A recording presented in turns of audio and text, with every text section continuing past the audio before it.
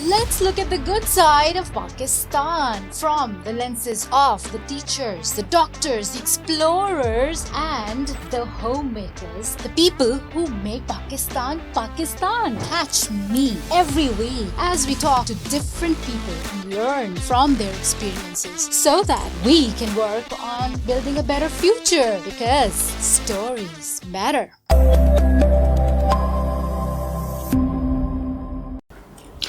دیار عشق میں اپنا مقام پیدا کر، نیا زمانہ نئی صبح و شام پیدا کر. خدا اگر دل فطرت شناس دے تجھ کو، سکوت لال آؤ گل میں کلام پیدا کر. یہ اشعار صادق آتے ہیں آج کے میرے جو مہمان خصوصی ہیں ان کے اوپر، کیونکہ ان کا جو کنٹریبیوشن ہے اس وطن عزیز کے لیے، اس کو سم اپ کرتے ہوئے یا اس کو بیان کرتے ہوئے شاید مجھے کئی سیریز آف پوڈ کاسٹ کرنی پڑیں ان کے ساتھ. آج میری خوش قسمتی ہے کہ وہ مجھے ٹائم دے پا رہے ہیں اور ہم کچھ بات کر سکیں گے، تھوڑی بہت ایریاز کور کر سکیں گے جو ان کی کنٹریبیوشن ہے اس وطن کے لیے. سید ارتقا احمد زیدی صاحب کالم نگار بھی ہیں نوائے وقت کے لیے، کافی عرصے انہوں نے اس میں لکھا. مصنف ہیں 7 کتابوں کے. یہ ان کا ایک لٹریری بہت ہی مائنر سا مائنیوٹ سا تعارف ہے. جو 7 کتابیں انہوں نے لکھی ہیں اس میں انہوں نے اپنے وقت کا جو استعمال اس وطن کی خدمت میں کیا، اس کے واقعات بھی ہیں. پاکستان میں جو وقت گزرا اس کے حوالے سے بھی واقعات ہیں. اور جو سب سے ان کی مزیدار کتاب ہے وائی پروجیکٹس فیل، جس میں کہ انہوں نے ہماری حکومت کو بہت سارے سجیشنز دیے ہیں کہ کیا کریں جس سے کہ ہمارے وطن عزیز میں جو مسائل ہمیں درکار ہیں ان پہ ہم قابو پا سکتے ہیں. یہ بہت مارکت العارہ کتاب ہے. اگر اس کی 2 سجیشنز پر بھی عمل کر لیا جائے تو ہمارے کئی مسئلے ٹھیک ہو سکتے ہیں. خدا کرے کہ یہ کتاب ہماری حکومت کسی طرح پڑھ لے یا پڑھوا لے تو شاید ہم فائدہ اٹھا لیں گے.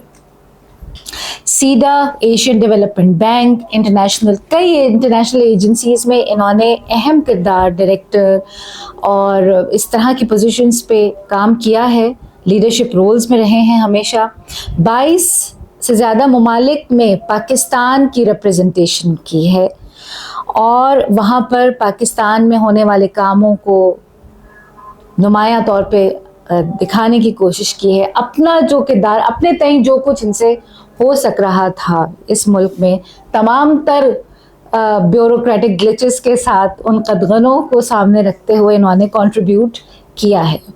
تو it's a privilege and honour. السلام علیکم ارتقا صاحب. کے وعلیکم السلام. آپ یہاں پہ ہمارے ساتھ موجود ہیں، شکریہ آپ نے ٹائم نکالا. جی، تھوڑے دنوں کے لیے پاکستان آئے تھے اور ہم نے اس میں سے ان سے یہ وقت لے لیا.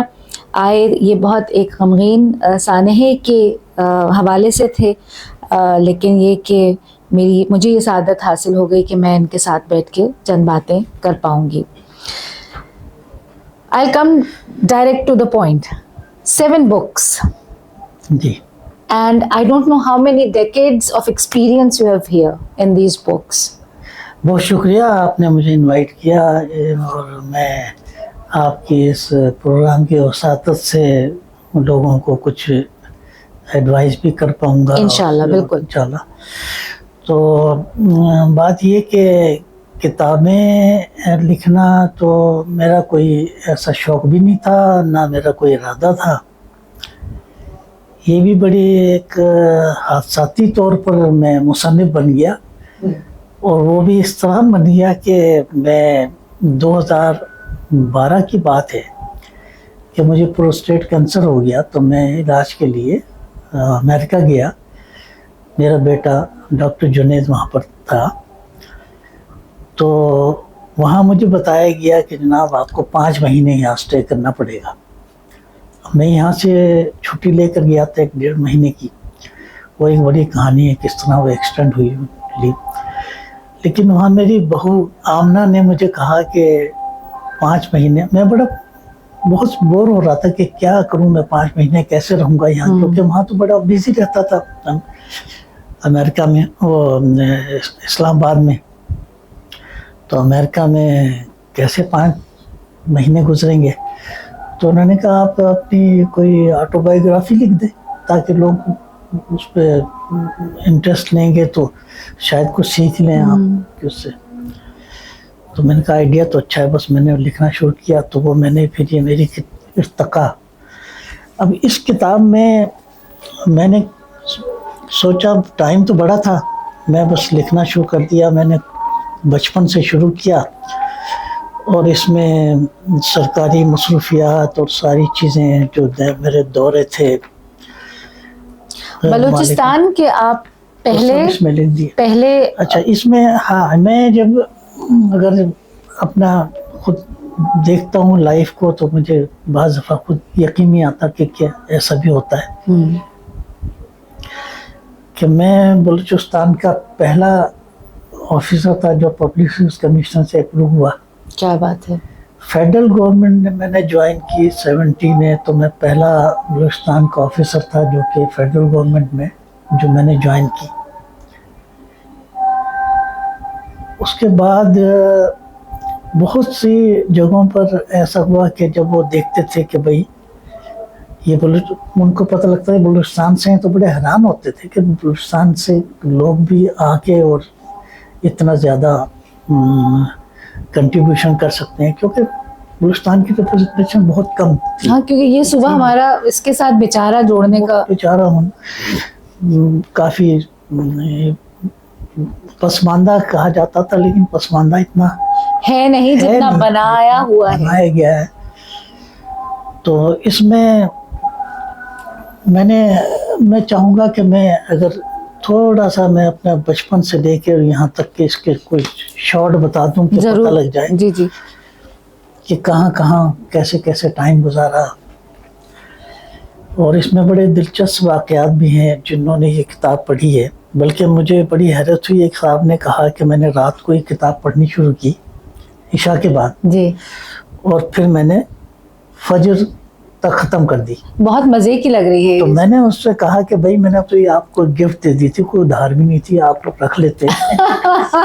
کہنے نہیں ایسی بات نہیں, کہتے ایک چیپٹر جو میں پڑھ لیتا تھا تو میں سوچتا تھا کہ بھئی اب دوسرا میں کل پڑھوں گا. پھر میں تھوڑا سا پڑھنا شروع کرتا تھا تو پھر میں کہا اچھا چلے کمپلیٹ کر دیا, کل پڑھوں گا. لیکن ہوتے ہوتے کتاب پوری ختم ہو.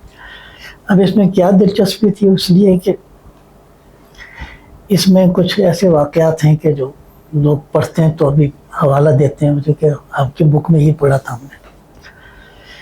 تو سب سے پہلا جو فیسینیٹنگ میرے لیے بھی ہے کہ میں جب ہم مائیگریٹ کر کے 1949 میں ہم آئے تو پہلے گوجر خان آ گئے. گوجر خان میں ہمارے عزیز تھے تو وہاں ہم رہے. تو وہ زمانہ تھا کہ مکان جو تھے بالکل ہی خالی پڑے ہوتے تھے, لوگ چلے گئے تھے تو ایک اچھا سا مکان پڑوس میں مل گیا. ان کے امیر میاں صاحب تھے کوئی, ان کے برابر میں مکان مل گیا تو وہاں ہم رہ رہے تھے.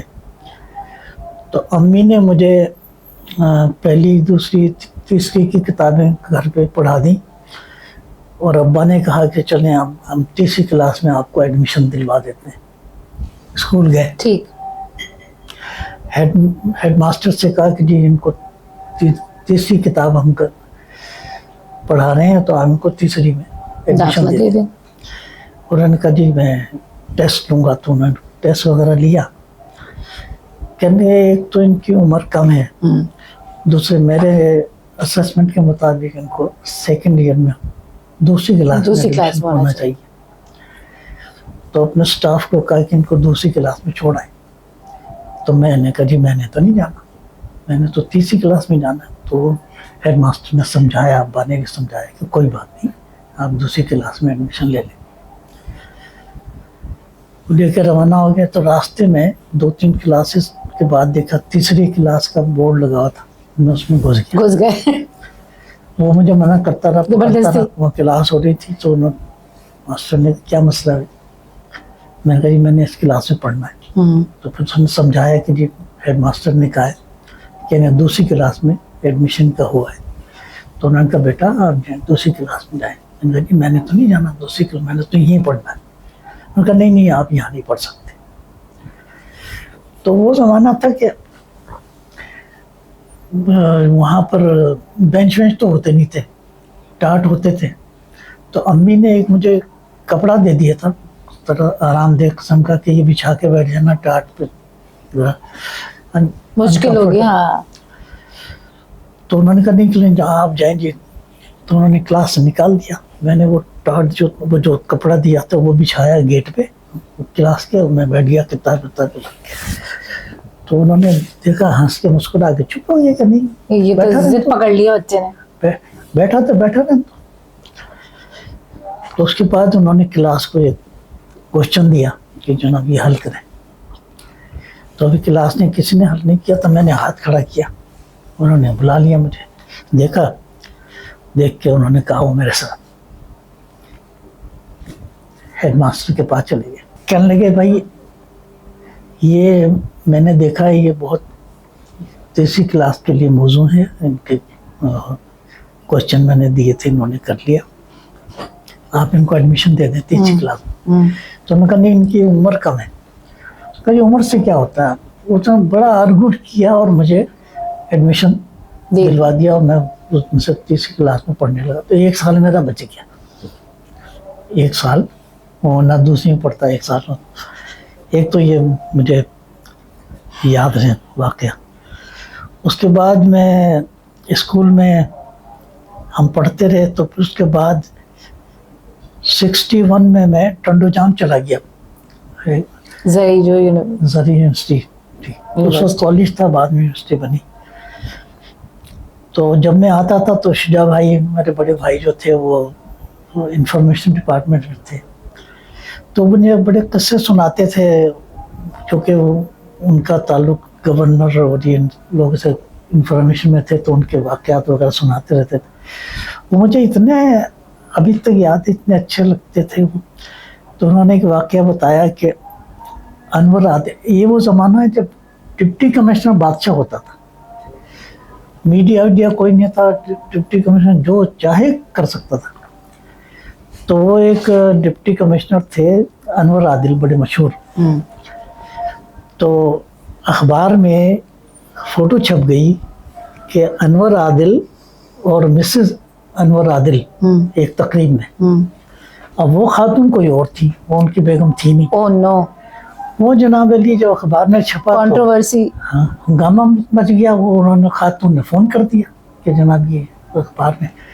تو کہتے ہیں انہوں نے بلا لیا اس کو، بہت جھاڑا. اس نے کہا تم نے کیا حرکت کی. وہ بیچارہ نیا اپوائنٹ ہوا تھا رپورٹر، اس سے غلطی ہو گئی تھی. انہوں نے کہا ابھی تو میں تمہیں معاف کر رہا ہوں لیکن دوبارہ یہ حرکت نہیں کرنا. اس نے کہا اچھا جی ٹھیک ہے، چلا گیا.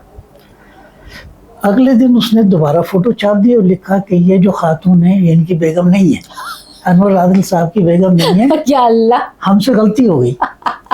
تردید. اچھا. تو وہ جب دیکھا تو ان خاتون کا پھر فون آ گیا، انہوں نے کیا تماشا بنایا ہوا.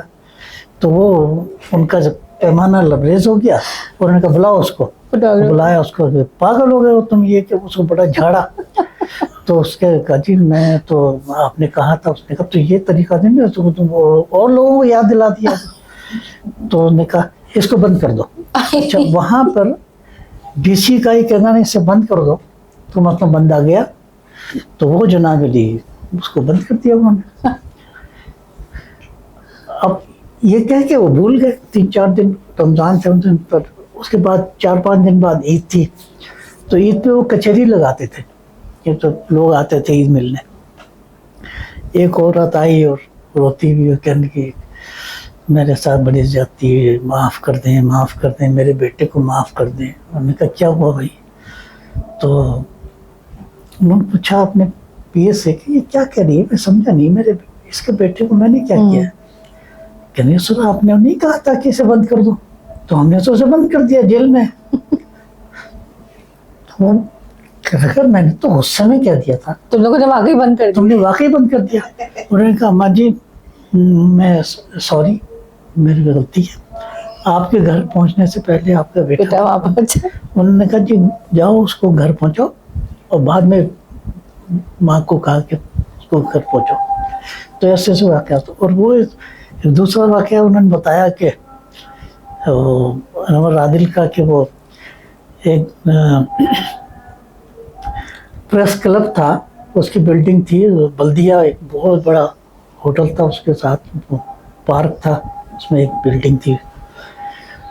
تو انہوں نے کہا کہ نیا یہ ڈی سی آیا ہے, اس کو ذرا تھوڑا سا ویلکم کریں گے, اس سے درخواست کریں گے کہ ہمیں تھوڑی جگہ دے دو کہ ہم اپنا پریس کلب جو ہے تھوڑا بڑھا لیں. اچھا. تو انہوں نے اس کو تقریر کی, کہا کہ جی چھوٹا ہے, ہم چاہتے ہیں تھوڑا بڑھا دیں. تو اس نے کہا اچھا ٹھیک ہے. تو 2-3 قدم 4 قدم چلا اور اس نے کہا یہاں تک بڑھا لیں. یہ کہہ کے وہ آگے کرسی پہ بیٹھ گیا.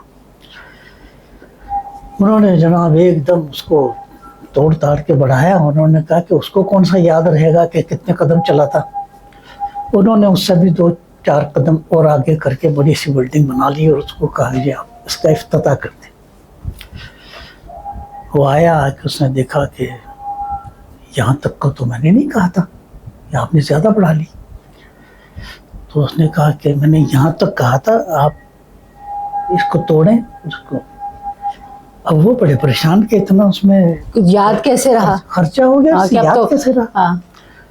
تو انہوں نے کہا بھی غصے میں ہے, چلو چھوڑیں 2-4 دن میں ٹھیک ہو جائے گا. پھر انہوں نے فصیح اقبال ایک تھے بڑے وہاں مشہور صحافی, بڑی عزت تھی ان کی, بڑا لوگ احترام کرتے تھے, ان کو ساتھ لیا, ڈیلیگیشن بنایا 10-12 صحافیوں کا, اور انہوں نے ٹائم دیا کہ جی ہم ملنا چاہتے ہیں. تو وہ تو جانتا تھا کس لیے ملنا چاہ رہے ہیں. تو اس نے کہا کہ صرف 3 آدمی آ جائیں. تو یہ پہنچ گئے نا. تو انہوں نے کہا جی آپ مہربانی کریں, وہ تو بہت خرچہ ہو گیا. اس نے کہا بھائی یہ مہربانی کی بات نہیں ہے, آپ نے مجھے بیوقوف بنانے کی کوشش کی, یہ آپ کی سزا ہے, آپ اس کو توڑ کے ٹھیک کریں. پھر مجھے ان کو توڑنا پڑا, توڑوایا. پھر اناگوریشن کے بلائے. پھر ان کا سر آپ یہ تو بتا دیں کہ آپ نے کیسے ایگزیکٹلی اسی جگہ بتایا کہ یہاں تک میں نے بڑھانے کا کہا تھا. کہتا آپ لوگ تو بیوقوف ہیں, آپ کو اتنی عقل نہیں ہے کہ میں کمشنر ڈپٹی کمشنر بنا ہوں تو ایسے بیوقوف میں ایسے تو نہیں بن گیا. یہ درخت جو لگا ہوا نا, اس کی سیٹ میں نے کھڑے ہو کے کہا تھا, تو وہ سیٹ میں نے دیکھ لیا کہ اس سے آپ آگے بڑھ گئے. تو یہ اتنے پاورفل ہوتے تھے کہ ایک تو یہ ایک گورنر رحیم الدین, جنرل رحیم الدین جو تھے نا, اس کے بڑے قصے انہوں نے سنائے. کہتے کہ یہ کہاں کے گورنر, بلوچستان کے سارے واقعات یہ بلوچستان کے, کیونکہ ہم بلوچستان میں رہتے تھے تو شدہ بھائی سناتے تھے. تو کہتے ہیں جنرل رحیم الدین جو ہے, انہوں نے کہا کہ لوگ جو ہے نا بڑا لیٹ آتے ہیں آفس, تو میں کسی دن چھاپا ماروں گا سیکرٹری. تو آئے, اور چیف سیکرٹری بھی ساتھ کھڑا تھا, وہ بھی کھڑے تھے. تو ایک کوئی سٹاف جو تھا نا, کوئی کلر وغیرہ کو تو گزرا, تو یوں کرتے کرتے اس کو کونی مارتا ہوا. اسے پتہ نہیں گورنر کھڑا ہے, وہ سول ڈریس میں تھا. اسے بڑا غصہ آیا کہ بھائی, تو اس نے کہا کہ بھائی یہ تمہارا ٹائم ہے دفتر آنے کا. کہتا ہاں ہم تو روز ایسے ہی آتے ہیں, تیرے کو کیا تکلیف ہے. اب وہ گورنر جو ہے نا, وہ ان کے تو اچھا وہ اتنا اس کا کیلیبر دیکھیں کہ وہ ورنہ تو اس کو سسپینڈ کر دیتا, کچھ کر دیتا ہے. تو کہتے چیف سیکرٹری سے, کہتا ہے یار کہ تو یہ بھی صحیح رہا ہے. یہ کہہ کے اب مسکراتا ہو گیا اور اپنے آفس چلا گیا. اس نے کہا میں پھر چیک نہیں کیا کسی کو. اس نے اچھا ایک قصہ, پھر اس کے بعد اس آدمی کے خلاف کچھ نہیں ہے, کچھ نہیں دیا. وہ بڑا گورنر تھا, بڑے دل کا آدمی تھا, اس نے کوئی ایکشن نہیں دیا. پھر وہ ایک دفعہ ایسا ہوا کہ ضیاء الحق نے ایک مجلس شورا بنائی. تو اس میں انہوں نے کہا کہ جی ان کو میں دورہ کراؤں گا اپنے صوبے کا, اور ان کو بتاؤں گا کیا ترقی ہوئی ہے صوبے میں. تو اس نے انوائٹ کر لیا سب کو. اس میں ایک خاتون بھی تھی. تو انہوں نے ڈنر پہ بلایا ان کو, الوداعی ڈنر. تو اس میں ان خاتون کا انویٹیشن نہیں تھا, سب کو بلایا سوائے ان کے. قصدن یا غلطی سے؟ نہیں, قصدن. تو وہ بڑی پریشان کہ یار یہ چکر کیا ہے. تو انہوں نے بار بار پوچھا کہ میرا نام میرا کارڈ ہے. انہوں نے کہا نہیں جی ہم نے چیک کر لیا آپ کا کارڈ تھا ہی نہیں. ان کا اچھا ٹھیک چپ ہو گئی.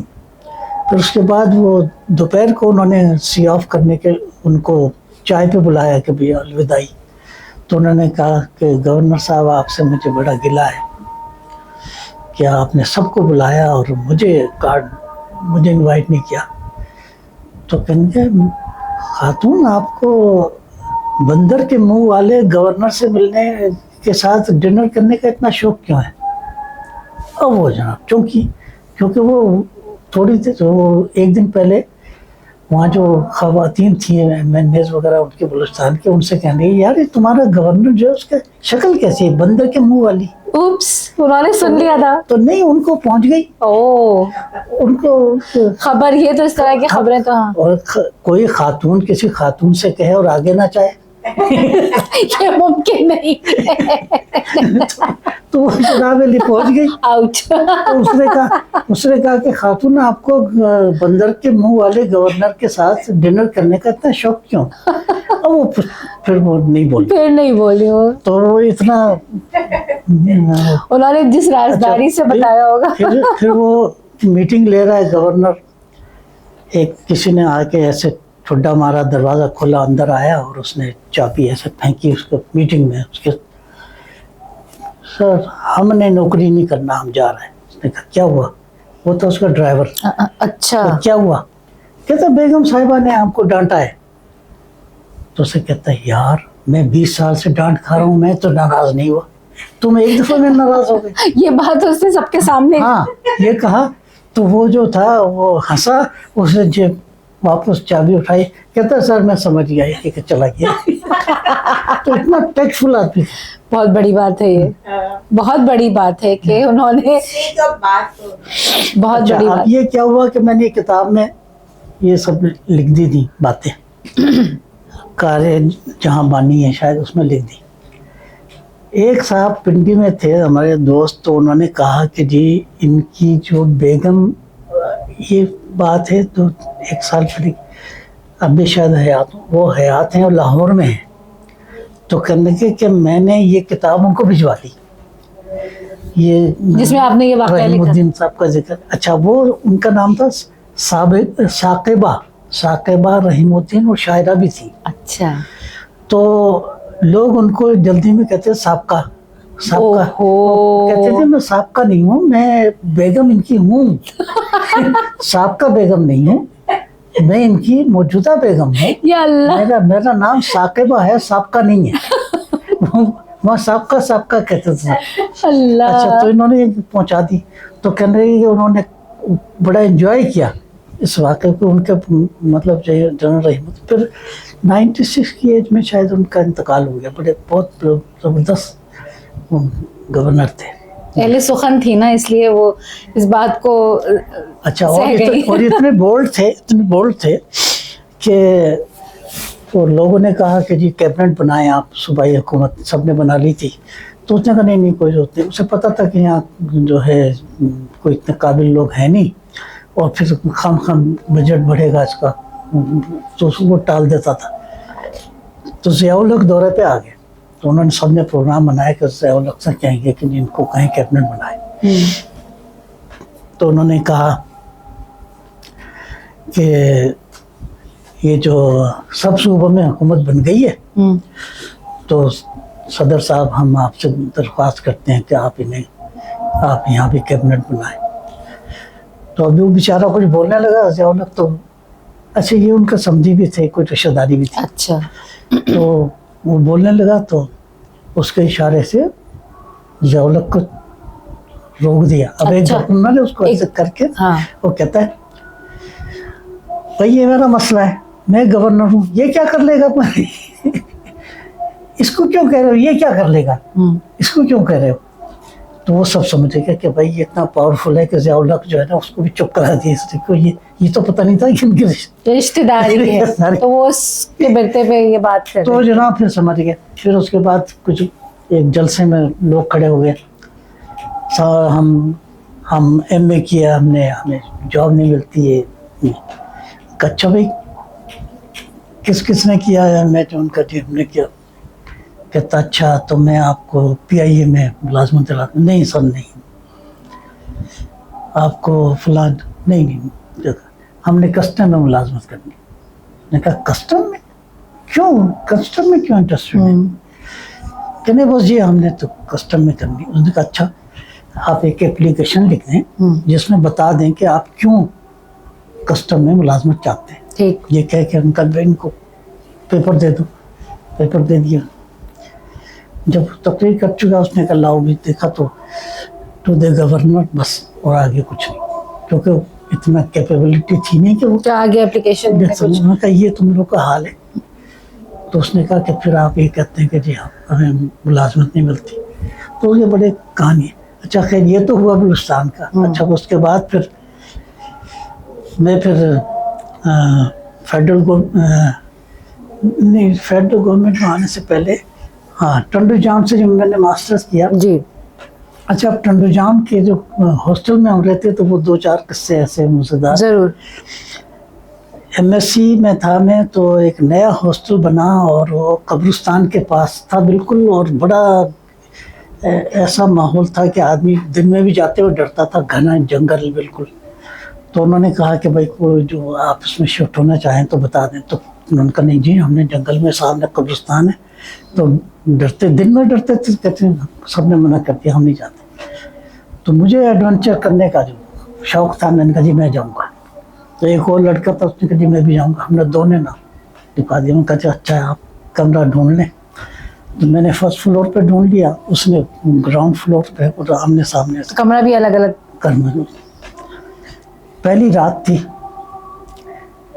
تو ڈر کے مارے نیند نہ آئے. شاں شاں ہوا چل رہی ہے اور باقی پورا ہاسٹل خالی. پورا ہاسٹل خالی. تو پھر ایک درخت تھا تو اس کو جو ایسے جھکتا تھا تو تمام ایسے وہ پڑتا تھا سایہ. لائٹ میں نے جلائی ہوئی تھی, پھر میں نے لائٹ بند کر کے میں نے کہا سونے کی کوشش کی. تو پھر ایسا نظارہ کوئی جھانک رہا ہے, پتہ لگا وہ شاخ ٹہنیاں اس کی جو تھی. اب پھر لائٹ جلا لی میں نے. تو اکرام نام تھا اس لڑکے کا, وہ آیا اور آ کے کہتا ہے یار پانی ہے. میں نے کہا ہے. گھڑا رکھا ہے. اچھا ہم نے کھڑکی میں گھڑا رکھا ہوتا. تو کہتا ہے یار آج بڑی گرمی ہے, پانی پی کے چلا گیا. 1 گھنٹے. اب نیند مجھے بھی نہیں آ رہی, اس کو بھی نہیں آ رہی, ڈر رہے. نہ وہ ماننے کو تیار کہ میں ڈر رہا ہوں, نہ میں ماننے کو تیار کہ کیونکہ وہ تو آئے تھے نا زوم میں کہ یہاں. اب اس نے آیا اور آ کے کہنے کا یار پیاس لگ رہی ہے آج بڑی. میں نے کہا پانی بہت ہے پی لو. وہ آیا اور کہتا ہے گھڑا کہاں گیا. اب میں ایک دم اچھل کے گیا, میں دیکھا گھڑا غائب. میں نے کہا یار یہ تو جن بھوت ہیں کوئی یہاں پر. گھڑا لے گئے. گھڑا غائب ہے, گلاس رکھا, گھڑا غائب. تو میں نے کہا یار یہ تو پتہ نہیں. کہتا یار یہاں کوئی ہے, کچھ ہے, کوئی ہے. میں نے کہا کہتے یار کل جو ہے ہم واپس چلے جائیں گے, ہم نہیں رہ سکتے یہاں. تو خیر صبح جناب کیا ہوا کہ اچھا نہیں, اسی رات پھر میں اٹھا باتھ روم جانے کے لیے. تو میں نے دیکھا ایک بہت لمبا تڑنگا آدمی کالے رنگ کا, وہ جناب علی ادھر سے اتر کے جا رہا ہے. تو ادھر سے باتھ روم سے نکل کے دوسری طرف چلا گیا. میں نے کہا یار ہم 2 بندے ہیں, یہ تیسرا بندہ کہاں سے آیا. میں نے کہا یہ ضرور کوئی جن وغیرہ ہے. تو پھر میں نے اس کو کہا اکرام کو, میں نے کہا یار ایسے ایسے میں نے بندہ دیکھا ہے. اس نے کہا یار یہ تو کوئی گڑبڑ ہے. ہم نے کہا چوکیدار سے جا کے بات کرتے. وہ چوکیدار کو ہم نے کہا کہ یار ایسے ایسے ہم نے دیکھا. کہتا صاحب میں نے بھی دیکھا ہے یہاں پر بھوت ہے. چلو کنفرم ہو گیا. پکی بات. میں کہتا ہاں میں نے بھی دیکھا ہے, اور ایسے آتا ہے اور غائب ہو جاتا ہے. میں نے کہا میرا گھڑا ایسے غائب ہو گیا. کہتا بس. اب میں نے کہا پکا کام ہو گیا. اس نے بھی کنفرم کر دیا. میں نے کہا صبح ہم نے چلے جانا ہے. بس میں نے اپنا جو سارا سامان جو تھا وہ سوٹ کیس میں ڈالا اور کر کے میں نے کہا دوپہر کو آ کے اب چلے جائیں گے. چلا گیا ادھر کالج. دوپہر کو آیا اور آ کے پھر میں نے کہا کہ بھائی اب تھوڑا سا آرام کر لیتے ہیں, شام کو جا کے ہم ان کو کہیں گے کہ سر ہم نہیں رہتے اس ہاسٹل میں, ہمیں پرانے کمرے دے دو. اتنے میں مجھے خیال آیا کہ بھائی یہ گھڑا جو ہے یہ اگر کوئی لے گیا تو وہ گلاس بھی لے جاتا, گلاس کیوں چھوڑ گیا. تو میں ایسے آگے بڑھا تو میں نے دیکھا, تو ایسے جھک کے دیکھا تو نیچے گھڑا ٹوٹا پڑا ہے. تو میں نے کہا یار یہ تو ٹوٹ گیا, یہاں ٹوٹا ہے, وہ تو جن کب میں ٹوٹا, جون تو جن تو کوئی نہیں لے گیا, تو نیچے ٹوٹا پڑا. بعد میں پھر میں نے سوچا میں کہ کیسے یہ نیچے کیسے چلا گیا, اور آواز کیوں نہیں آئی. بھائی اتنا شور تھا تو آواز کیسے آتی, ہوا چل رہی تھی, درخت کا شور تھا, اس لیے نہیں آئی آواز. تو اس نے ایسے کر کے پانی لیا نا, تو پانی بھر کے اسے چھوڑ دیا, وہ کلابازی کھا کے وہ نیچے گر گیا, اپنے اس وزن سے وہ نیچے گر گیا. میں نے کہا چلے یہ تو پتہ لگ گیا کہ اس سے تو بری ہو گیا جن کے, اس نے کچھ کام نہیں کیا. لیکن وہ یہاں کر کیا رہا تھا. تو پھر اس کے بعد میں نے سوچا پھر اس کے بعد میں نے کہا کہ ایک ہمارا ایک افریقن دوست تھا فیسٹو بیروزی, اس سے میری بڑی دوستی تھی. میں اس کمرے میں چلا گیا, نوک کیا اس کو, وہ سو رہا تھا, اٹھا, کہتا کیا ہوا. میں نے کہا یار تم بتاؤ. اس سے پوچھا کہ ہیو یو وزٹڈ ہاسٹل. کہتا ہے yes I daily I visit in the night. Why, تم کیوں آتے ہو. کہتا میں واک کرتا ہوں رات بھر میں, مجھے مزہ آتا ہے, تو میں واش روم تمہارے کمرے ادھر ہاسٹل میں چل جاتا. میں نے کہا یہ بھی تو وہ جو آدمی آپ کو نظر آیا تھا وہ تھا. پھر ہم نے وہ سامان اتار کے واپس لگایا اس کو بھی. پھر ہم نے کہا کوئی جنون نہیں, پھر آپ سے بات. لیکن وہ رات جو تھی نا وہ بہت اچھا. اور پھر دوسرا ایک قصہ ہوا تھا کہ ایک فلم لگی تھی ڈریکولا کی, تو بڑے ہی رش لے رہی تھی وہ, ہاررز آف ڈریکولا, یہ وہیں ٹنڈو جام کی بات. میں. تو ہم نے پروگرام بنایا, 2 لڑکے, ہم نے کہا جی وہ دوسرے ہاسٹل میں رہتا تھا. تو میں نے کہا یار وہ دیکھتے ہیں. کہتا ہاں چلو. وہ ہم نے دیکھ کے ہم واپس آ رہے ہیں, ڈر لگ رہا ہے. تو ٹرین آخری ٹرین پکڑی تو تقریباً 12:30 بجے رات کو پہنچی ٹنڈو جام. تو ہم پیدل واک کر رہے ہیں, بڑا لمبا راستہ تھا, تو ڈر کے مارے بات بھی نہیں کر رہے, پر ایسے چپ چاپ ہم چلے جا رہے ہیں. تو اس کے بعد اس نے کہا اچھا یار میں تو گیا, وہ مڑ گیا ہاسٹل.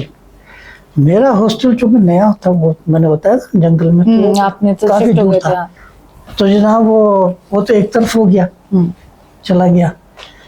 اب میں روانہ ہوا تو ادھر جھاڑیاں تھیں اونچی اونچی, ہیج بنی ہوئی تھی, درمیان میں راستہ تھا, اینٹوں کی پگڈنڈی بنی ہوئی تھی, اس پہ میں جا رہا تھا. تو بڑا ڈر خوف, اور رات 1 بجے کا ٹائم.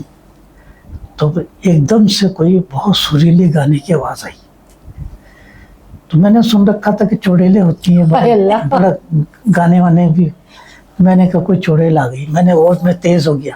اب جتنا میں تیز ہو رہا وہ ساتھ میرے وہ بالکل سائڈ میں چل رہی, ہیج کے دوسری طرف. میں نے کہا بھائی یہ تو آج تو بچنا مشکل ہے. آیت الکرسی پڑھنی شروع کی, چلا جا رہا تیز. تو ایک دم سے کسی نے جمپ ماری میرے اوپر, تو میں ایک دم سے ہٹ گیا. تو پتہ لگا کہ وہ فیسٹو بیروزی تھا, اور اس کے ہاتھ میں ٹرانزسٹر تھا. وہ اس میں گانے لگے ہوئے تھے. اچھا وہ بھی پاکستانی گانے یہ سارے سنتا تھا. ظاہر وہ یہاں پہ. تو مجھے کہتا ہے, اس نے جمپ لگائی تو کہتا ہے, میں نے کہا what are you doing here. کہتا ہے Zaidi from where you are coming at night. میں نے بتایا, ان کا بھائی میں تو فلم دیکھ کے آ رہا ہوں. اسے بتایا پھر وہ جان میں جان آئی کہ بھائی یہ تو وہی ہے, کوئی چڑیل نہیں. یہ مطلب وہ افریقی دوست نے آپ کو 2 دفعہ دہلایا. 2 دفعہ دہلایا. ٹنڈو جام میں آپ کس ایئر میں؟ یہ میں گیا تھا 61 میں, اور میں نے 67 تک میں رہا. پھر وہاں سے جب پاس کر کے تو MSc کا میں تھیسس وغیرہ جمع کرا دی تھی. اب رزلٹ نہیں آیا تھا, تو مجھے سریاب میں ہمیں ملازمت مل گئی. تو ہم research assistant, naan gazetted post ہوتی تھی کلاس 2. تو 4 ہم لوگ اکٹھے جو دوست تھے, وہ ایک ہی دفتر میں 4 کمرے تھے, ایک ہی کمرے میں بیٹھ کے ہم گپ شپ لگایا کرتے تھے. جو اتنا کام تھا نہیں انٹرمولوجی میں, اسپرے وغیرہ کرنا تو کرا کے آ کے بیٹھ کے ہم گپ شپ کرتے تھے. تو ایک دبلا پتلا سا ایک آدمی آیا, بالکل شکل سے بنگالی لگ رہا تھا. ان دنوں بڑے سیلاب ولاب آئے ہوئے تھے, اور آیا کہ کہنے لگا کہ صاحب میں بنگال سے آیا ہوں. تو اس وقت پیس پاکستان ہمارے ساتھ تھا. اچھا. تو کہنے لگا میں اس پاکستان سے آیا ہوں, تو سیلاب میں نا میری بیوی بھی بہہ گئی, بچے بھی بہہ گئے, اور اس نے ایسا دردناک منظر پیش کیا کہ آلموسٹ ہماری آنکھوں میں آنسو آ گئے کہ بھائی اس کا ساتھ بڑا زیادتی ہوئی, اب میں میری کوئی مدد کریں. ہم نے جناب لی. اس وقت 275 روپے پہ ہوتی تھی, اس میں سے 10 روپے نکالنا بڑی اماؤنٹ تھی. 10 روپے ہم نے دی, 40 روپے اس کو دیے, چلا گیا. اسی دن میرا رزلٹ آیا تھا, میں ایم ایس سی پاس کر لی تھی. تو وہ ہم لوگ ڈسکس کر رہے کہ بھائی, وہ کہہ رہے مجھے کہ کوئی آپ ڈنر وغیرہ دیں. پرنس روڈ پہ لال کباب والا ایک بڑا مشہور ہوٹل تھا, اس میں بڑے زبردست قسم کے کباب وغیرہ ملتے تھے. کہنے ادھر ہمیں کھانا کھلاؤ. میں نے کہا چلو. وہ تھوڑا مہنگا بھی تھا, لیکن میں نے کہا چلو اب یہ کہہ رہے کوئی بات نہیں. اچھا, اس میں ہوٹل میں ایک برآمدہ سا تھا, اندر کمرے تھے جو کہ فیملی روم تھے. اس کا ریٹ زیادہ تھا. ہم نے کہا یار وہ ہم افورڈ نہیں کر سکتے, ہم باہر ہی بیٹھ کے آرڈر دیا, کھانا نہ کھا کے بیٹھے تھے. تو میں نے دیکھا کہ وہی بنگالی, ایک اس کے ساتھ عورت ہے, 2 بچے ہیں, اور وہ جا کے فیملی روم میں چلا گیا. تو یہ جو کہا, میں نے کہا یار یہ بندہ جو گیا یہ وہی ہے جو صبح ہم سے 40 روپے جس نے لیے. کہنے نہیں یار یہ کیسے ہو سکتا ہے, وہ تو اس کے تو بھی بچے اس نے کہا تھا وہ سیلاب میں بہہ گئے. میں نے کہا یار وہ یہ کہتا نہیں یار نہیں. میں نے کہا اچھا چلو بیٹھ جاتے ہیں دیکھ لیں. ہم بیٹھے تھے, وہ اپنا کھانا وانا کھا کے اتنی دیر ہم گپ شپ مارتے تھے. وہ باہر نکلا تو ہمیں دیکھ کے کہتا السلام علیکم جی, السلام علیکم, ہاتھ ملا رہا جیسے پتہ نہیں کب کا واقف. جیسے پہچان کے آپ سے بات چیت بھی شروع. ہمیں بڑا غصہ آیا کہ بھائی یہ تو بندہ شرمندہ بھی نہیں ہو رہا. تو ہم باہر نکلا اس کے پیچھے. ہم نے کہا بھائی یہ کیا چکر ہے؟ کہتا صاحب میں ہوں گجرانوالہ سے آیا ہوں. میں نے تو ایسٹ پاکستان کا نام سنا ہے, گیا میں کبھی نہیں, اور نہ. تو میں نے کہا تم نے ڈرامہ کیا کیا؟ کہتا جی ہر سال ہم نیا ڈرامہ گھڑ لیتے ہیں اور یہاں آتے ہیں. یہاں میرا بہت اچھے لوگ ہیں, یہاں کے بلوچستان کے, پیسے ویسے بھی دیتے ہیں. میں لورس ہوٹل وہاں کا سب سے مہنگا ہوٹل تھا, کہتے اس میں ٹھہرا ہوا ہوں, مہینہ یہاں رہوں گا, اچھے پیسے بناؤں گا, اور جو پیسے جمع ہو جائیں گے یہ سال بھر کام آتے میرے. یہاں زیادہ مجھے پیسے سب بتا بھی دیا اس نے, سب بتا رہا, ڈھیٹ بن کے. بڑا غصہ آیا. اچھا پھر جب ہمیں کہہ رہا سلام کو, تو بچوں سے کہہ رہا انکل کو سلام کرو بچوں کو. ان سب بچوں کو کہہ رہا, مطلب یہ شرمندہ ہی نہیں بالکل. اور رکشہ میں بیٹھ کے چلا گیا. میں نے کہا آپ بولو, کر لو کیا کرنا. تو انہوں نے کہا کہ بھائی اس دل تو چاہ رہا ہے کہ اس کو جا کے پکڑوا دیں. ان کو کوئی بھی نہیں پکڑے گا, پولیس بھی اس کو بھی کھلا. But it was very bold of him کہ اس نے آ کے آپ لوگوں کو سب کہانی سنا دی. It's a business for him, it's a livelihood for him. میں ہر سال یہی کرتا ہوں. اچھا یہ تو میں آپ کو بتایا نا کہ ٹنڈو جام میں کے بڑے وہ بہت سارے واقعات ہیں, لیکن بہت سارے بتائیں تو جگہ نہیں رہے گی. اب آتے ہیں کہ کیسے میں ویسٹ پاکستان پبلشرز کمیشن سے پاس کر کے وہ انٹرویو, اور میری پوسٹنگ ہو گئی پشاور میں. 1 یونٹ تھا اس وقت, extra assistant director agriculture economics and marketing, gazetted class 2 post تھی. پشاور پوسٹنگ ہوئی. تو پشاور سے پھر تقریباً کچھ دنوں کے بعد انہوں نے ڈیرہ اسماعیل خان میری پوسٹنگ ہو گئی, ٹرانسفر ہو گئی. تو ڈیرہ اسماعیل خان بس سے جو ہے سفر کیا. ایک سوٹ کیس تھا, وہ بس کی چھت پہ رکھ دیا, میں بیٹھ گیا اگلی سیٹ پہ. تو ایک صاحب جو آئے, بس تیار تھی روانہ ہونے کے لیے, لیکن ایک پیسنجر کا انتظار ہو رہا تھا. ڈرائیور نے کہا جی وہ صاحب آ جائیں تو چلتے ہیں. سامنے دیکھا کہ بہت بھاری بھرکم, بہت ہی ڈیل ڈول والے ایک صاحب آ رہے ہیں, ان کے اس طرف بھی جو ہے بندہ ہے, اس نے وہ لگائی ہوئی رائفل, اس طرف بھی, اور انہوں نے خود بھی لگائی ہوئی, اور پسٹل, رائفل نہیں تھی پسٹل تھی, اور وہ سب گولیاں وولیاں لگی ہوئی, جیسے کوئی جنگ پہ جا رہے ہیں. تو وہ آئے تو وہ سیٹ جو تھی میرے برابر والی ان کی سیٹ تھی, تو میں تو چھوٹا سا مطلب سکڑ کے بیٹھ گئے. ہاں وہ تو عمر ہی کیا تھی, لڑکا سا تھا بالکل, تو میری ہوگی کوئی 18-19 سال ہوں گا. تو میں جو تھا ایک طرف ہو گیا, انہوں نے سیٹ پہ بیٹھ گئے, وہ اکٹھی 2 سیٹیں تھی تو زیادہ پہ تو بیٹھ گئے. اب میں بڑا کنفیوز سے ان کو دیکھ رہا ہوں, وہ مجھے دیکھ رہے ہیں, نہ وہ مجھ سے بات کر رہے ہیں نہ میں ان سے بات کر رہا ہوں. تو میں کہہ رہا کہ یہ کوئی ڈاکو ہے کیا ہے, اتنے لیس ہاں میں نے سے کہا کوئی گن ون سے. یہ بڑا میں بڑا خوفزدہ سا ہو رہا کہ یار یہ ڈیر اسماعیل خان کے لوگ ایسے ہوتے ہیں, مطلب بڑا ڈر رہا. اس کے بعد انہوں نے کافی دیر بعد مجھے کہا کہ بیٹا کدھر جا رہے ہو؟ تو میں نے کہا جی میں ڈیرا, پہلے آئے ہو کبھی؟ میں نے کہا نہیں پہلی دفعہ جا رہے ہوں گا. تو کیوں جا رہے ہو؟ میں نے کہا جی میرے EADA مارکیٹنگ میری پوسٹنگ ہوئی ہے. اس نے مجھے دوبارہ ایسے دیکھا کہ بات کہتا ہے میں فلاں میں کالج کا پرنسپل ہوں. تو پھر میری جان میں جان آئی کہ بھائی پرنسپل ہو کے مطلب اس قدر ہاں, تو وہ سیلیبریٹڈ طریقے سے جا رہے ہیں. ہاں ان کا کلچر تھا کہ تو مجھے کہنے لگے کوئی ارینجمنٹ ہے وہاں ٹھہرنے وہرنے کا؟ میں نے کہا جی میں نے ان کو ڈپٹی ڈائریکٹر ہیں منان خان, نہیں محبوب الہی نام تھا ان کا, منان خان تو پشاور میں تھے. اچھا محبوب الہی, میں نے کہا وہ ڈپٹی ڈائریکٹر ہیں, ان کو میں نے لیٹر لکھ دیا تھا تو انہوں نے ریسٹ ہاؤس میں کر دیا وہ انتظام. کہنے وہ میرے واقف ہیں, کوئی کام ہو بتانا, اور ہاسٹل چھوڑو میرے ساتھ میرے گھر ٹھہرنا. کیا بات ہے.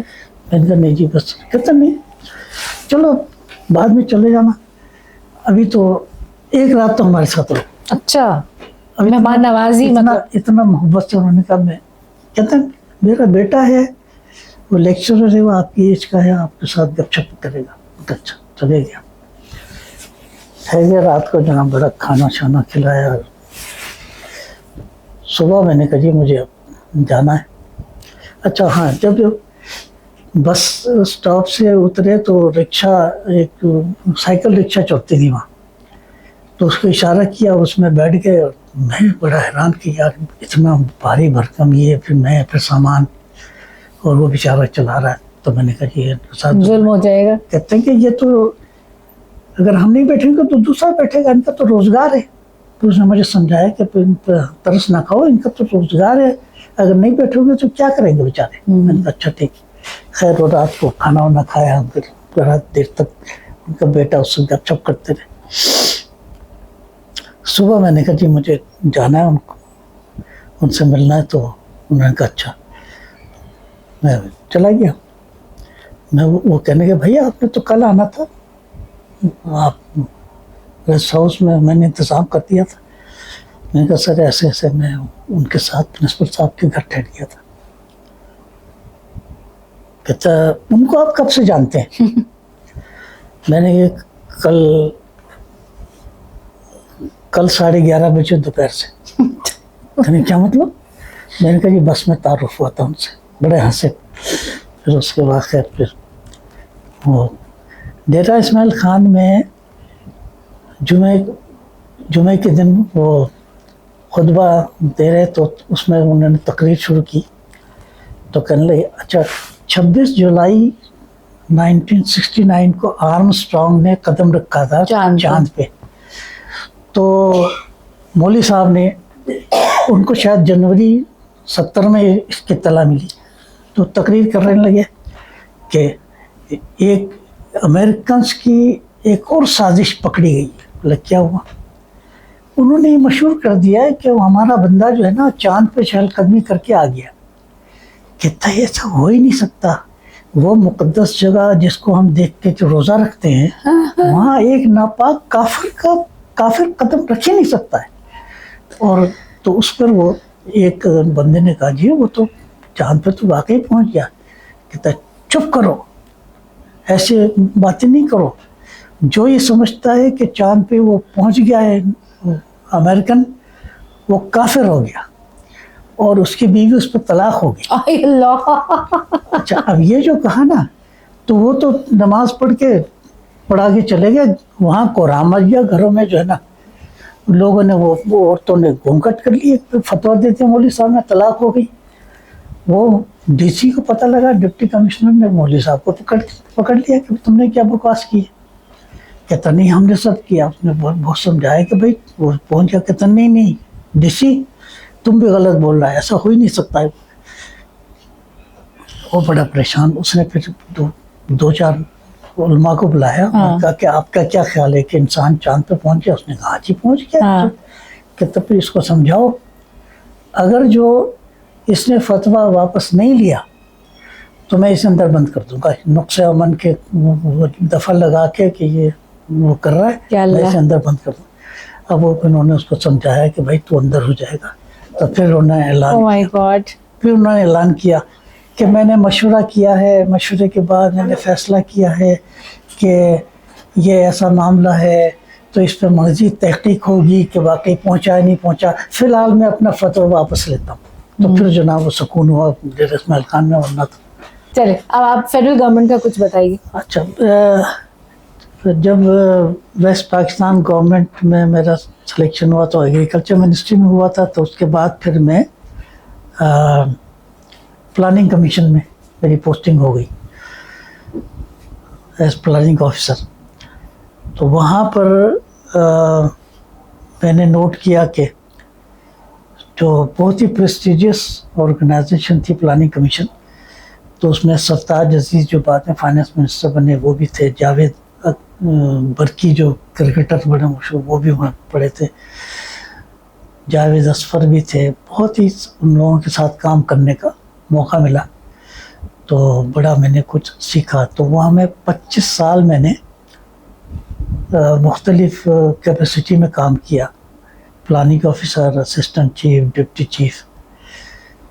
तो बड़े सीनियर लेवल पर भी लोगों से जब डिस्कशन होती थी तो मैं उनसे ये कहता था कि जी जब आप प्रोजेक्ट अप्रूव करते हैं तो कितनी मेहनत से हम वो करते हैं उसके असेसमेंट, और कोई ऐसा प्रोजेक्ट हम अप्रूव नहीं करते कि जो फाइनेंशियली वायबल ना हो।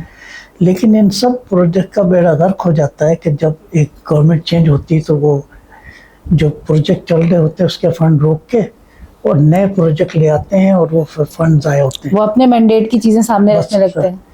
तो ऐसा कोई तरीका हो कि भाई कंटिन्यूशन हो और कोई प्रोजेक्ट जो रनिंग प्रोजेक्ट है उसको ना रोका जाए, तो पाया तकमील तक तो पहुंचा दें। और नए प्रोजेक्ट स्टार्ट जब भी किए जाएं कि जब कि पुराने कंप्लीट हो गए।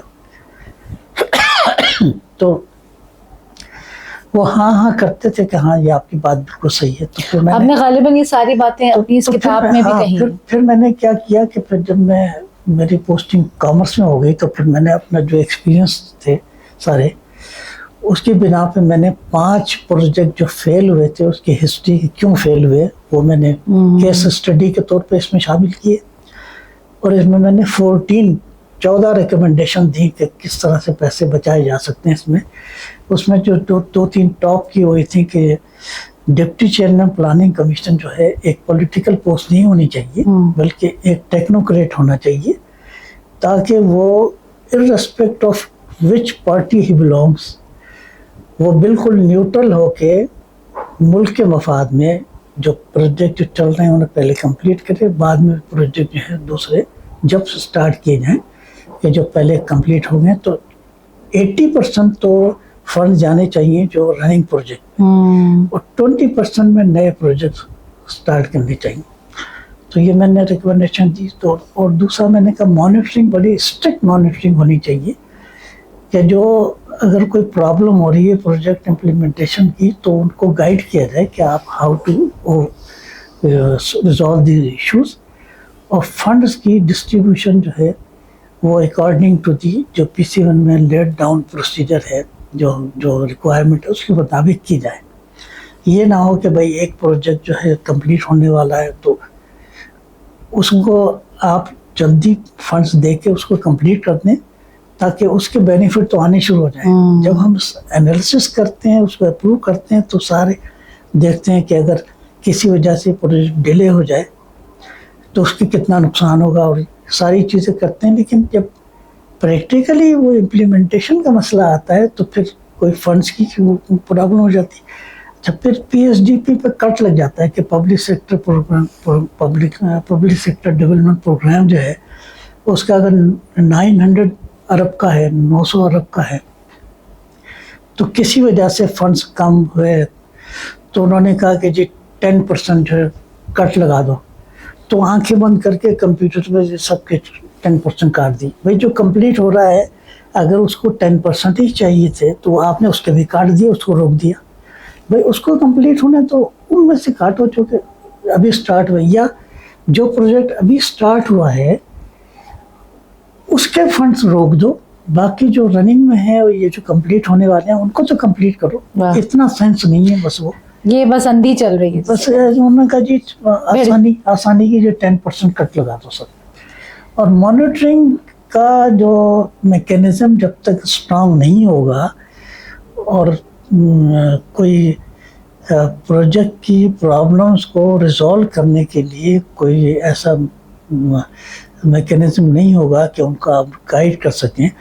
اور ایک اور مسئلہ یہ کہ پروجیکٹ ڈائریکٹر یہ پارٹ ٹائم لگا دیتے ہیں کہ اس کو ڈیوٹیز اور بھی ہوتی ہیں اس کی, وہ ایکسٹرا دے دی جاتی ہیں. تو اگر اربوں روپے کا پروجیکٹ ہے اس میں آپ یہ کنجوسی کر رہے ہیں کہ ایک فل ٹائم پروجیکٹ ڈائریکٹر نہیں لگا رہے, تو کتنا ظلم ہے کہ ضائع کر رہے. جبکہ ورلڈ بینک کی ریکوائرمنٹ ہے کہ آپ فل ٹائم پروجیکٹ ڈائریکٹر نہیں ہوگا تو وہ فنڈز بھی نہیں دیتے. وہ کہتے کہ جی ہم اس کو, اس کے باوجود یہ ڈنڈی مارتے ہیں کہ پروجیکٹ ڈائریکٹر جو ہے نا اس کو اور بھی کام دے دیتے ہیں کہ اس کی جو فل اٹینشن جو ہے وہ پروجیکٹ کی طرف نہیں آتی. اس سے بڑا نقصان ہوتا ہے. ماشاءاللہ آپ کا جو تجربہ پاکستان فیڈرل گورنمنٹ کے ساتھ کام کرنے کا, پاکستان کے کئی صوبوں میں آپ نے کام کیا اور ڈائریکٹر کی پوزیشن پہ کام کیا, پروجیکٹس کو لیڈ کیا, انٹرنیشنل ایجنسیز میں آپ نے کام کیا. اگر آپ سے میں کہوں کہ جو ینگ ہمارے بیوروکریٹس اس وقت آ رہے ہیں سروسز میں, ان کے لیے کوئی پیغام آپ؟ ان کے لیے پیغام ایک ہے کہ آپ نے in the best interest of the country کام کرنا ہے. آپ نے اپنا یہ نہیں دیکھنا کہ باس میرا یہ کہہ رہا ہے. اگر باس جو ہے وہ آپ کو رولز کے مطابق کہہ رہا ہے کام کرنے کو تو آنکھوں پہ, ورنہ اگر کوئی غلط بات ہے تو اس کو آپ بالکل نہ مانیں اور آپ کا کوئی کچھ نہیں بگاڑ سکتا. میرے جو ایکسپیرینس 40 سال کا یہ ہے کہ فیڈرل گورنمنٹ میں, کیونکہ صوبوں میں بھی خیر میں نے کام کیا, فیڈرل گورنمنٹ میں اتنا اسٹرانگ میکینزم ہے کہ آپ کسی کو ٹرانسفر تو کر سکتے ہیں لیکن یہ کوئی نوکری سے نہیں نکال دے گا. تو اگر آپ اسٹینڈ لیتے ضمیر کے مطابق کام کریں, میں نے تو ہر جگہ پر اپنے ضمیر کے مطابق کام کیا لیکن مجھے کوئی بھی کچھ نہیں. ایک چھوٹی سی مثال دوں, میں ایک پروجیکٹ ڈائریکٹر تھا تو اس میں ایک پوسٹ تھی اکاؤنٹ آفیسر کی, وہ ورلڈ بینک کا پروجیکٹ تھا. تو میں نے اس کے انٹرویو وغیرہ کیے تو ایڈیشنل سیکرٹری اس کو وہ کر رہے تھے, چیئر کر رہے تھے سلیکشن کو. تو میں ممبر تھا, تو چونکہ میں پروجیکٹ ڈائریکٹر تھا تو میں ہی فائنل کر رہا تھا کہ وہ تو برائے نام ہی وہ تھے, لیکن وہ ساری سے میری تھی. تو میں نے ایک سلیکٹ کر لیا ایک آدمی کو. تو اس کے اگلے دن مجھے فون آ گیا, ایک منسٹر تھے, انٹیریئر منسٹر. ٹھیک ہے. اب چونکہ اچھی بات انہوں نے کی تھی اس لیے میں نام بھی بتا دیتا ہوں, آفتاب شیرپاؤ. اچھا. انٹیریئر منسٹر تھے. ان کا فون آیا, کہنے زیدی صاحب آپ سے ایک سفارش کرنی تھی, یہ خاتون ہے, ان کا یہ نام ہے اور آپ ان کو اکاؤنٹ آفیسر رکھ لیجیے گا. تو میں نے کہا سر وہ میں نے انٹرویو کر لیے, وہ 30 نمبر پہ ہیں.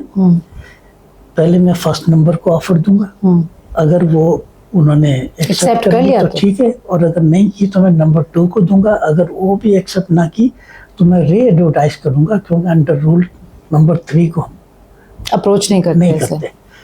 तो मैं बिल्कुल मेरिट पर करता हूँ और आई होप कि you will appreciate this also. तो उन्होंने कहा कि जैदी साहब मुझे बहुत खुशी हुई कि हमारी फेडरल गवर्नमेंट में ऐसे क्या लोग बात है, मौजूद हैं क्या बात है। और सुभान अल्लाह। हमारी मजबूरी ये है कि हम पब्लिक रिप्रेजेंटेटिव हैं, हमें लोग आते हैं सिफारिश करते हैं, हम आगे सिफारिश कर देते हैं, लेकिन अगर वो काम अगर मिसाल के तौर पर कहते मैंने आपसे कहा और ये नहीं हुआ तो वो मैं तो कह दिया कि जी मेरे तो हो गया कि उन्होंने कहा जी इन्होंने कह दिया, अब नहीं हुआ तो वो सारे जो बुरा भला जो है ब्यूरोक्रेसी को पढ़ता है वो कहते हैं जी ब्यूरोक्रेसी नहीं मानती। तो लेकिन आप जो कर रहे हैं सही कर रहे हैं, मैं तो चाहता हूँ कि ऐसी होनी चाहिए एंड आई अप्रिशिएट। सुभान अल्लाह। तो ये बड़ी बात है। और कोई भी मिनिस्टर किसी को मिनिस्टर तो खैर बात की बात है, इवन आपका जो बॉस होता है सेक्रेटरी वो भी अप्रिशिएट करता है कि अगर आप by the book and by the rule चलते हैं, प्रिंसिपल्स, उसूल, बस और उसूल यही है कि जो अल्लाह का हुक्म है, जो रब का बताया हुआ रास्ता है, सिद्क़ दिल से, ईमान के साथ, नेक नियति के साथ काम की जाए। बस। सैयद इर्तिका अहमद ज़ैदी आप सबके सामने ज़िंदा मिसाल हैं। 40 साल गवर्नमेंट सर्विसेज में इन्होंने अपनी खिदमत दी हैं, पाकिस्तान की खिदमत की है। माशाल्लाह माशाल्लाह, अल्लाह ताला आपको बहुत सेहत दे। और आपके इस तमाम याददाश्तों की जो हमने आज यहाँ रिकॉर्डिंग की है, इसको अगर वो बच्चे सुन रहे हैं जो सिविल सर्विसेज में आना चाहते हैं, जो कि इस वतन की खिदमत करना चाहते हैं, तो इनके सुनहरी उसूल अल्लाह करे आपके लिए आसानी साबित कर सकें, आपके लिए वसीला बन सकें कि आप भी इस वतन की खिदमत कर सकें जैसा कि ज़ैदी साहब ने की है। और अपनी इन किताबों के ज़रिए भी इन्होंने बहुत सारी बातें यहाँ कलम बंद कर रखी हैं। आपकी किताब अगर कोई लेना चाहे तो ये जो पब्लिशर हैं इसके बहुत सारी किताबों के तो ये फजली बुक्स हैं, और एक मेरी नेगोशिएटिंग पावर कॉरिडोर, ये जो है मेरी बुक, ये institute of policy studies Islamabad ने छापी है। और मेरे ये इंग्लिश की जो मेरे 7 किताबों में से 4 उर्दू की हैं, 3 इंग्लिश की हैं। इंग्लिश की तीनों बुक जो हैं अमेज़ॉन पे पब्लिश हो चुकी हैं, और ये आप इनसे ख़रीद सकते हैं फजली बुक से। तो ये जनाब मामला है, आप कांटेक्ट कर सकते हैं, बिल्कुल ले सकते हैं। Do read his book, I intend to इंशाल्लाह।